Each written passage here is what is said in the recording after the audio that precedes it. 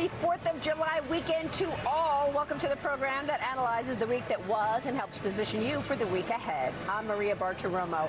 As we celebrate America's 250th birthday, I am coming to you from the historic New York Stock Exchange floor, the financial engine that built a nation.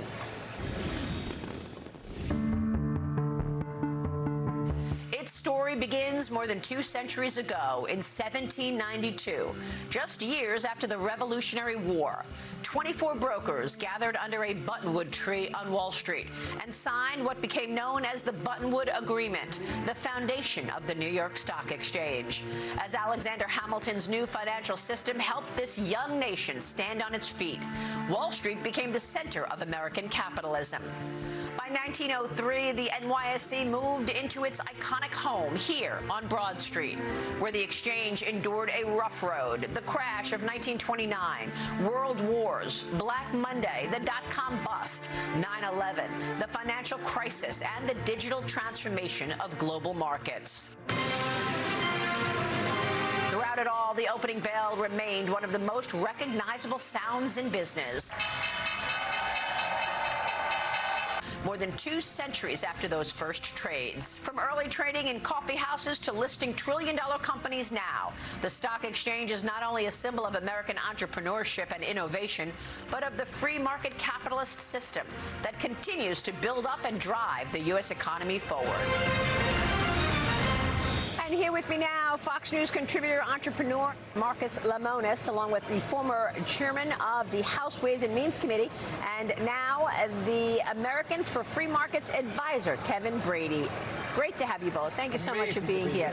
And it is amazing to be here because we know that capitalism was one of the things that propelled America as we celebrate 250 years, Marcus. Well, as we sit in this building, the energy, and you've been here for several decades, right, over the years, the energy is just palpable. And just think that everybody's given an opportunity, an equal opportunity to be here is what's exciting. And that's the way you see it too, Kevin, right? I mean, capitalism played an enormous role in transforming this country from a group of colonies into the world's wealthiest economy. Yeah, no doubt. Free people in free markets is prosperity. And it doesn't lift just people or small businesses into prosperity. It lifts whole generations into that. And I always worry, one of the lessons from the first 250, economic freedom is so key, the freedom to trade, to buy, sell, and compete with as little government interference as possible. I worry we take it for granted, especially these days as we see a whole different wave of socialism crop up. Well, that's right. And when I interviewed President Trump in the first interview of his second term, he said he wants an economy that's dynamic, that private enterprise leads the day. And yet, Marcus, we've got this enormous success, and yet America is on her feet, on her backs, defending capitalism because of these new socialist ideologies taking hold across the country. President Trump said it's the biggest threat to our nation that it's actually communism, not socialism. How concerned are you about that? He's not wrong, but America's not on its feet. There's a small little bit of noise in the history of 250 years that it cannot be defeated. Capitalism will always beat socialism because at the end of the day, nobody wants to be less wealthy. Yeah, it's a great way to put it. Do you worry as well about socialism? Yeah, I really do. I think, in an era where affordability is a big buzzword, socialism lowers prices by command, but free markets lower them through abundance, through competition by higher paychecks, all of that. So, I always worry in the tax space, one, policies where the government has greater claim over your earnings than you do is a big tipping point. And the second is, look, when half of Americans or more no longer pay federal taxes, don't have any stake in it, you worry they elect folks who can give them unlimited benefits, with no stake in it. So, that marries the economics of socialism and the politics of dependency. That worries me. Look, we want a hand up. We don't want a hand out. That's right. I think the main thing is, right, socialism and capitalism have one word in common, and that's equality. But the difference is equality for opportunity as opposed to equality where you're going to equal my paycheck for yours, even if my performance or my business or my effort is less than. Well, that's right. I mean, do we want the government to be the allocator of resources for everyone, where everyone gets an equal handout?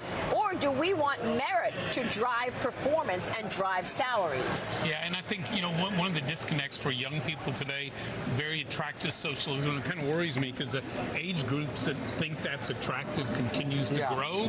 The truth of the matter is, if they'll look at their phone, they're all entrepreneurs. They all have apps, they're selling things, right. they're in that they actually depend more on that economic freedom than they ever imagined, but they're voting for a completely different, much more damaging type of economy. But they're doing it in pockets. This voting is happening in pockets. And when I look at just the city of New York, $125 billion annual budget, as big as some of the Fortune 100 companies. And when I listen to the current mayor, it's not a criticism, it's just an observation. Math seems to escape him because as revenue comes in, things need to be spent. Where is the financial prudence around spending it? And every company that's ever been through this building knows that the reason they landed up at that podium is because they knew how to make money. Yeah, that's They knew how to make money and they knew how to save money. Well, there's a lot of money being made right now, and we got an economy that is doing well. Kevin Warsh in Europe talking about the fact that there's a huge boom as a result of the AI infrastructure build-out, and that's creating this capital expenditure boom, which is also underlying this strength in the economy. What do you want to say about the macro story right now? Well, I think one of the big stories was President Trump's modernizing the tax code has created resiliency in the economy through COVID, through high inflation, through the war, through supply chains just breaking up. And today, I think at the end of the day, he got it right with the incentives on growth, investment. So you've got all this money moving into the AI infrastructure build-out, creating capital expenditure booms, but you've also got a productivity boom. Citizens working harder and faster and better. Don't be confused by where the AI boom money opportunity is. It's in the infrastructure behind the actual AI. You see roads being built, buildings being built, plumbers, electricians, all these amazing tradespeople being put to work. Yeah. And I think productivity is the purest form of growth because you get higher wages and higher opportunities without the inflation that goes with it. That abundance that's available. I think that's what we're always seeking in our economic policies, as we work on those, and we're seeing it today. That's right. Kevin, you're still working on policy. You're working on the USMCA trade agreement right now. What can you tell us? Yeah, one is the most anniversary right now, 6 years, most consequential trade agreement on the planet. And what's fascinating, the president modernized it, but today Canada and Mexico are America's together largest customers, largest investors in the U.S., and largest suppliers. So as a result, we are more economically secure, stronger certainly, and better able to compete against China in the future. Yeah. I'll even minimize that. We have the World Cup going on, and we have people from around the world visiting all of these American businesses. And you go onto TikTok and Instagram, and you see them at Costco and buying ranch dressing and going to Buc-ee's. And what these folks are doing from around the world is they're saying, this is the way we want to be. I would expect that a lot of products are going to be exported out of the country after the World Cup. Yeah, right. Great point.